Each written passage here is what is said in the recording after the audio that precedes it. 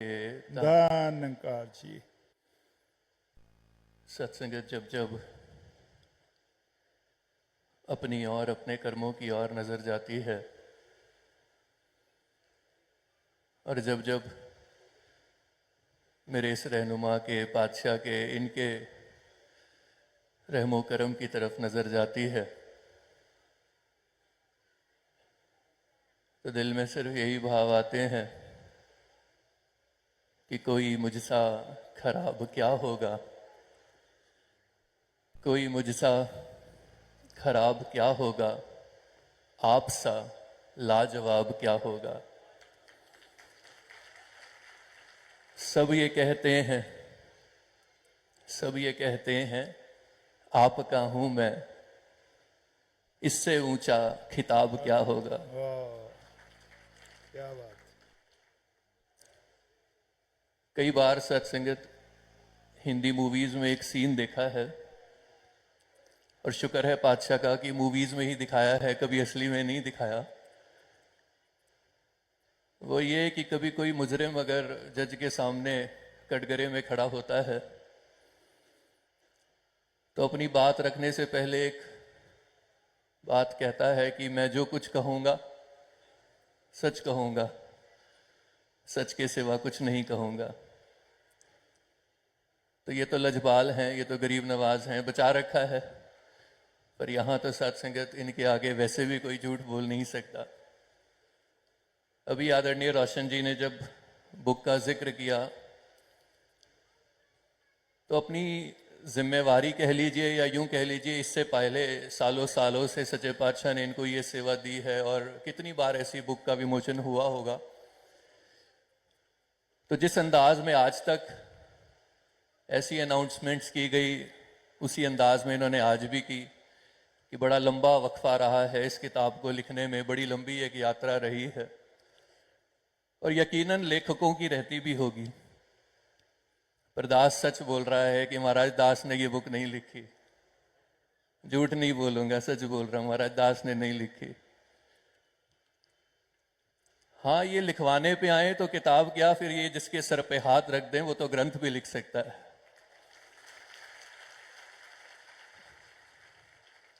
सतगुरु चाहे हर बंदे तो हर एक कम करवा सकता है, पिंगले तो पर्वत पार करा, गूंगे तो राग। तो ये है सत्संगत। और जैसे दास ने कहा, ना झूठ बोल सकता हूं ना इनके आगे बोला जा सकता है। असलियत तो ये है कि ऐसी कभी बुक मैंने पूरी तरह से, अच्छी तरह से कोई पूरी भी नहीं पढ़ी, लिखने की तो बहुत दूर की बात है। पर हाँ, ये जिसके सिर पे हाथ रख दे। सवाल सत्संगत हमारी जिंदगी में उठते हैं और वो केवल मेरे नहीं, हम सबके सवाल हैं। शुक्र है सच्चे पातशाह का, इन्होंने अपने चरणों में बिठाया, ऐसी संगतों में लाते हैं बचपन से, तो जवाब भी निरंतर हमें मिलते रहते हैं। लेकिन कई बार हम जिन जवाबों को जिस जगह से ढूंढ रहे होते हैं, शायद वहां से ये नहीं बोल रहे होते, ये कहीं और से जवाब दे रहे होते हैं। तो इस बुक का भी जो टाइटल रखा गया, whispers of the soul, whispers कहते हैं उन अनसुनी बातों को जिसको हम नजरअंदाज कर देते हैं कि सुनाई पड़ी पर फिर भी सुनाई नहीं पड़ी, या इतनी हलीमी से, इतनी नजाकत से वो कही गई कि शायद नजरअंदाज कर दी गई, ध्यान ही नहीं गया। और बस फिर सच्चे पातशाह ने यही बख्शिश की, क्योंकि आशीर्वाद आया, इन्होंने सर पे हाथ रखा, इशारा मिला। और वो जब आप बुक का पहला दूसरा पन्ना ही खोलेंगे ना, तो वहीं वो सबसे पहले तो यही एक सच्चाई दर्ज है कि वो बुक आई कैसे।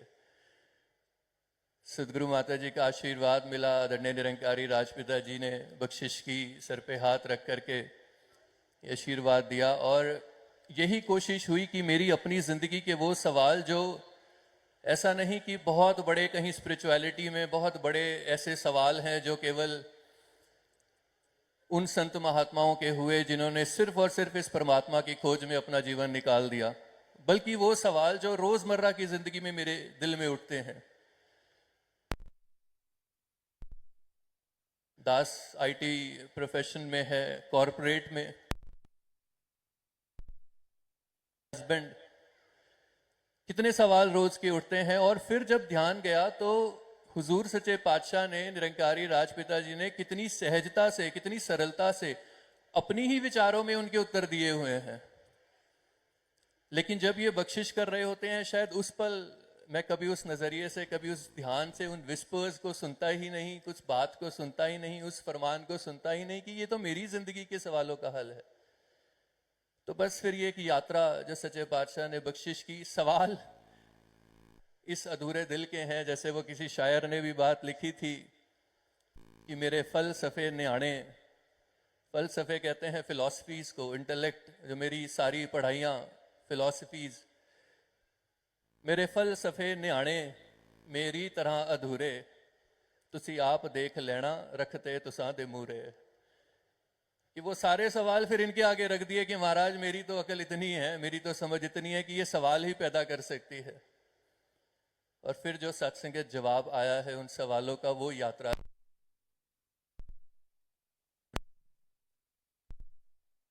आंगण में बैठे हैं। ये आप जब पढ़ेंगे तो उन नौजवानों के सवाल हैं जो आज दुनिया में भटक रहे हैं, उन जवाबों के लिए जो मेरा पातशाह इतनी सरलता से, इतनी सहजता से बख्शिश करके हमें अपने करीब बिठा करके हमारे दामन में डाल रहे हैं। यकीन मानिए, लोग कॉरपोरेट वर्ल्ड में तो हम रोज देखते हैं लाखों लाखों रुपए दे करके ऐसे काउंसलर्स को बुलाते हैं जो सिर्फ कागजी बातें करके उन बातों को खत्म कर देते हैं, और लगता है कि हाँ मेरे सवाल मैं इनसे पूछ लूं। और ये सत्संगत जो जिंदगी में बदलाव लाने वाली वो रूहानी बख्शिशें, वो रूहानी बातें हमें सहज में दे रहे हैं, कभी मेरा ध्यान नहीं जाता उसकी ओर। इसीलिए शायद सच्चे पातशाह ने ये बख्शिश की, और आप जी के बीच है ये बुक जो हुजूर ने बख्शिश करी है, इन्होंने लिखी है, इन्होंने लिखवाई है, आप जी परवान करना। और सत्संगत, जब कभी वो सवाल जिंदगी के किसी भी रूप में उठते हैं तो फिर इनके भी आशीर्वाद, इनके भी वरदान जिंदगी में लगातार हमको मिलते हैं। कोई अगर कहीं भक्त, कोई गुरसिख अकेला खड़ा होता है ना, डरता है, डर तो हम सबको लगता है, फिर ये याद दिलाते हैं कि जिसनु इसदा होए सहारा, कम नहीं उसदा अड़ सकदा, आद व्याद उपाद चो कोई रोग नहीं सावे खड़ सकदा। और फिर आगे वरदान देते हैं कि कारज उसदे रास करण लई आके विच खलो जांदा है। भेजता नहीं किसी को, अपने दूतों को नहीं भेजता, ये नहीं लिखा, आके विच खलो जांदा है, पल विच अपने भगत दे आपे सारे धोने धो जांदा है।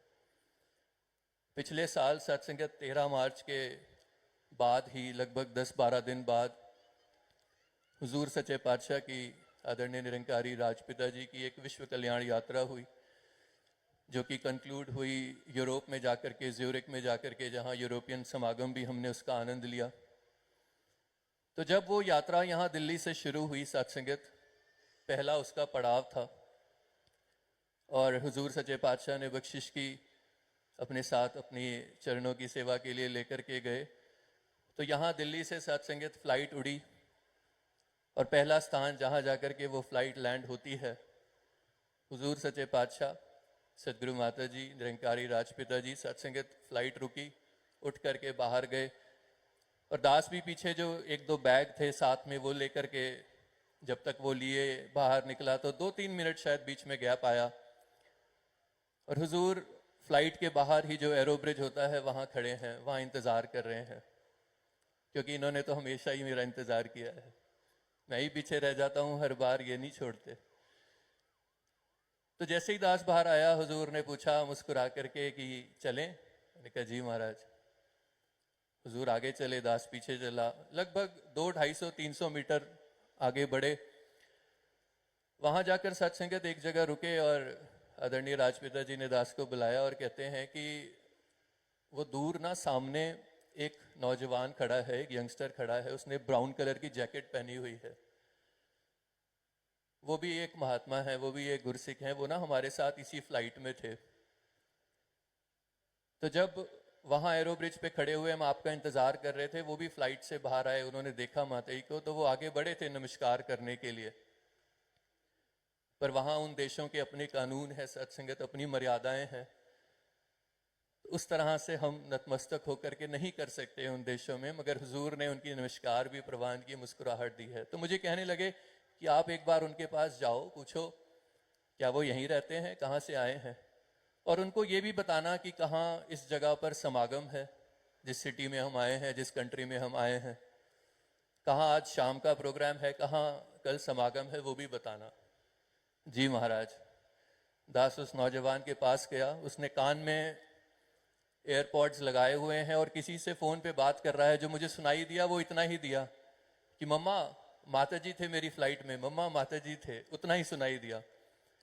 और जैसे ही उन्होंने दास को देखा तो फ़ोन कट किया और दास की तरफ बढ़े, तो जैसा हुक्म हुआ था दास ने उनसे पूछा कि आप जी यहीं रहते हैं?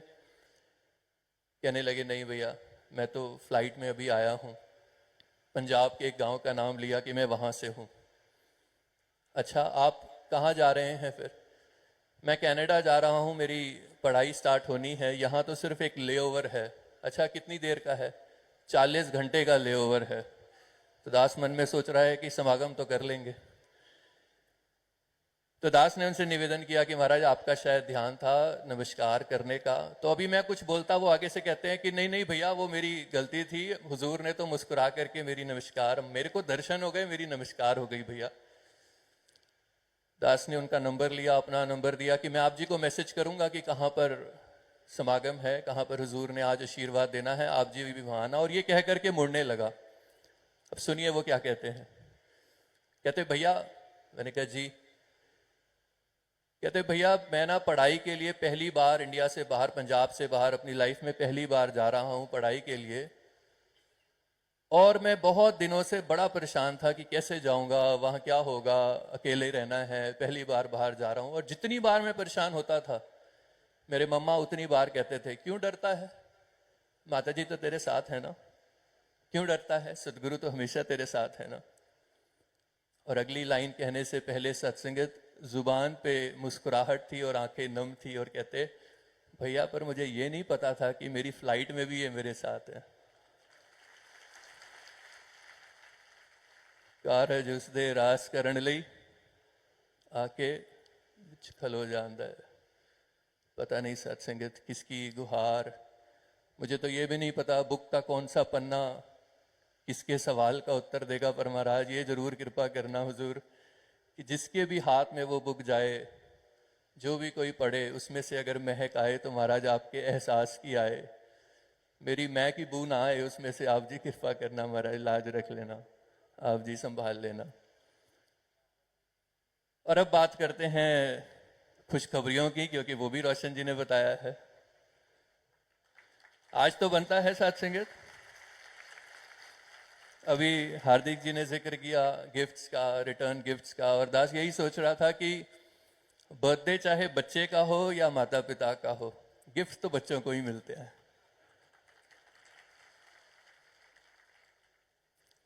तो साथ संगत हम तैयार हैं।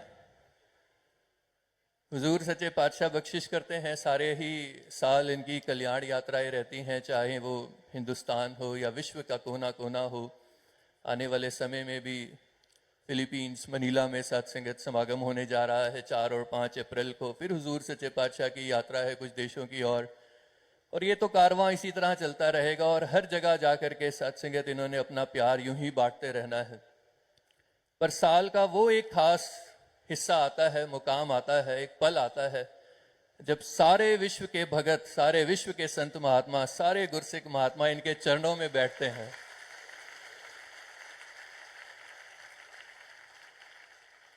जी हाँ, आशीर्वाद आ गया है सत्संगत। तो जो 79th निरंकारी संत समागम, बोल सतगुरु माता सुदीक्षा सविंदर हरदेव जी महाराज की जय।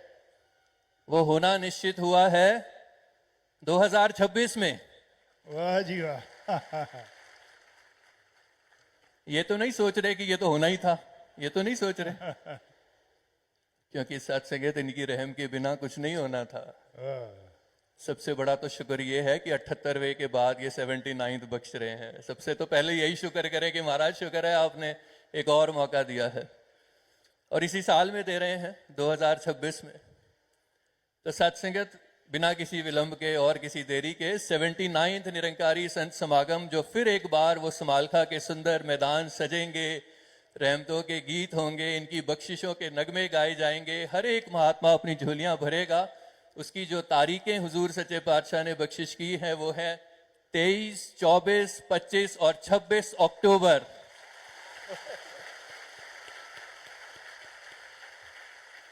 बोल सतगुरु माता सुदीक्षा सविंदर हरदेव जी महाराज की जय। जी हाँ, सत्संगत शुक्रवार 23 अक्टूबर, फिर इसी तरह शनिवार 24 अक्टूबर, 25 अक्टूबर और 26 अक्टूबर, जो 4 दिवसीय अब संत समागम पिछले साल हुजूर ने बख्शिश की, फिर एक बार उसी लड़ी में ये 4 दिनों का समागम। और फिर सत्संगत मंगलवार को, ट्यूसडे को, जो 27 अक्टूबर रहेगी, उस दिन हम सारे खुशियां मनाएंगे, झूमेंगे, नाचेंगे और हुजूर की आशीर्वादों की फिर एक बार कामना करेंगे गुरु वंदना कार्यक्रम के रूप में, जो कि फिर एक बार बख्शिश हुई है, इसी समागम का हिस्सा बना है 79 निरंकारी संत समागम का। 27 अक्टूबर को गुरु वंदना और फिर सत्संगत 29 अक्टूबर को जो ये अरदासें लेकर के आए हैं कि शादियां भी होनी है, तो उनके लिए भी सत्संगत गिफ्ट्स है, सामूहिक शादियां, और वो भी सच्चे पातशाह के कर कमलों से, इनके आशीर्वादों से। तो जितना सत्संगत शुक्र करें, आपसा लाजवाब क्या होगा मेरे पातशाह। जोरदार तालियों से सत्संगत महाराज का शुक्र अदा करें कि आज के इस मुबारक दिन पे ये मुबारक सूचना, ये इतनी बड़ी सत्संगत एक हमारे लिए गिफ्ट रूप में ये वरदान, ये बख्शिश सच्चे पातशाह ने की है। और फिर इसी अरदास के साथ सारी ही सत्संगत के लिए, सारे ही मानवता के लिए सच्चे पातशाह की चरना तो दूर आपने महाराज ना करी, अपने बगैर किसे दा मोहताज ना करिए। प्यार से कहिए धन